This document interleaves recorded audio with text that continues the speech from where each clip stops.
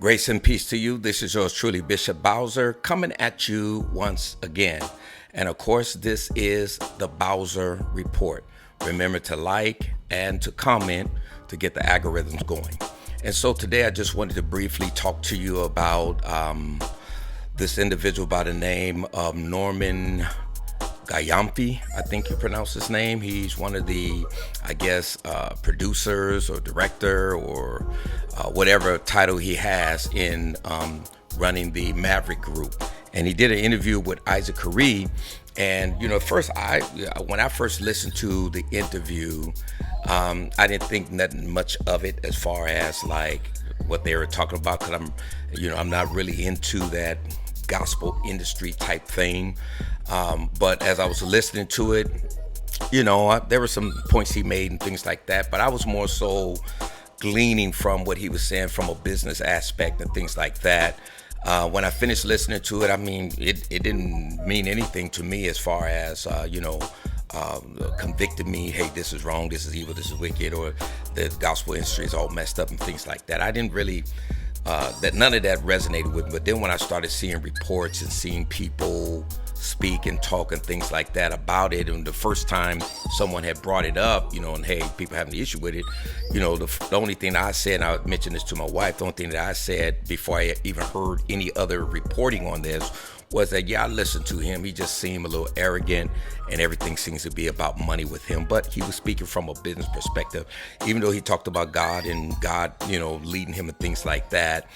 What I kind of picked up from it is that it was more, for him, it was more about the money. It's more about, doing things from a business aspect. And, he was kind of arrogant about the way he was speaking. He didn't seem humble about anything that he was speaking about. So that was it. But it was neither here nor there.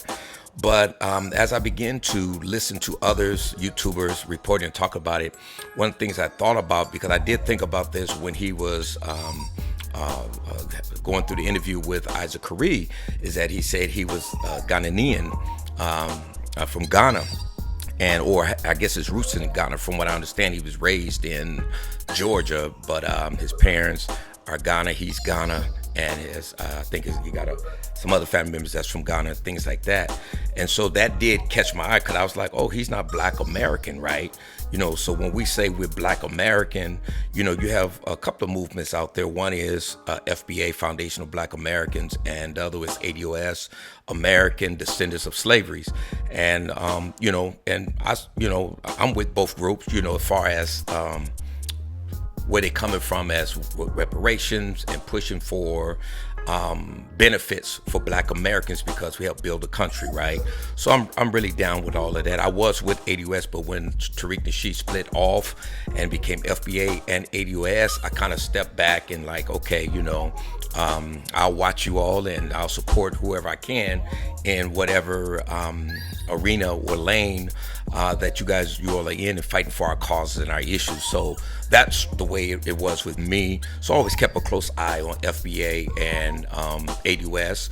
And of course, I am FBA and ADOS from the perspective of being a Black American, and my roots go to slavery. When you look at my grandparents, grandparents, great-grandparents, great, and all of that goes into slavery. And so those that don't have their roots in slavery, especially, the migration that really started taking place in the 60s, and folks started coming from Africa and different places like that, and so on, is this issue that's, I think, is happening now on TikTok between Black Americans and Africans, and the immigration issue and things like that.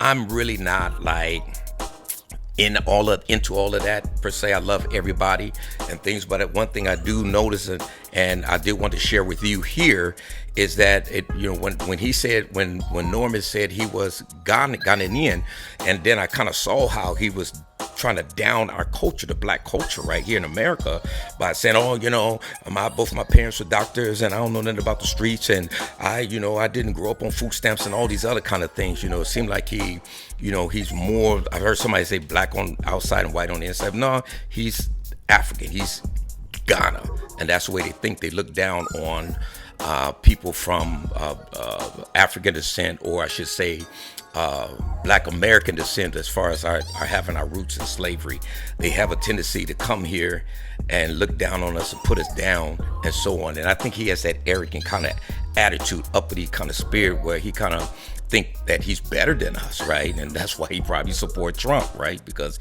he thinks he's better. And I don't care about anybody's political views and things like that. I got friends that's on all sides, and as long as we love the Lord and walk in righteousness, holiness, godliness, I'm good with it, right? Because we vote on issues that are dear to us. At least I know I do. So I don't have a lot of criticism for people with that, unless they're hypocrite in the way they do things.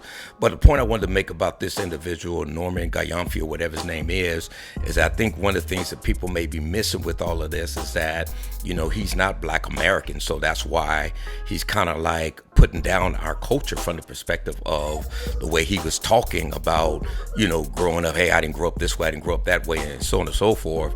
And, kind of like, trying to think that, that's the way Black Americans grew up. Not all of us as Black Americans, we come from different walks of life. I know I grew up on welfare and food stamps and eating what we used to call that commodity foods and things like that. I grew up in poverty and dropping out of high school and gang banging and all that kind of stuff. But that doesn't define the Black culture, Black American culture. That's a part of it, but that doesn't define. We come from all walks of life, to the elite down to the downtrodden. But I think when people come from other countries or have their roots from other countries, they have a tendency to think that they're better than us.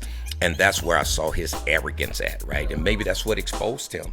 And, he don't really see himself as a Black American, and that's why he kind of looks down on us and talk about us and so on the way he did. I didn't grow up this way. You got to have some kind of sensitivity, and God basically said, he that gives to the poor lends to him. And so we got to remember the poor, right? And so we don't supposed to put down those type of things. But that's the arrogance that I saw in him. And I don't want to ramble on, but I did want to share my thoughts in regards to this, is that, I didn't connect with him on a spiritual lens.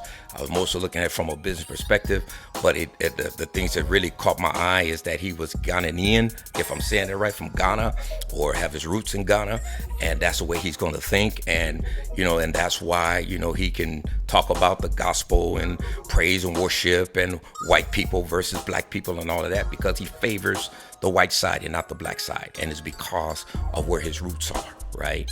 All right, God bless you. Remember to like, subscribe, give a comment, and thank you. God bless.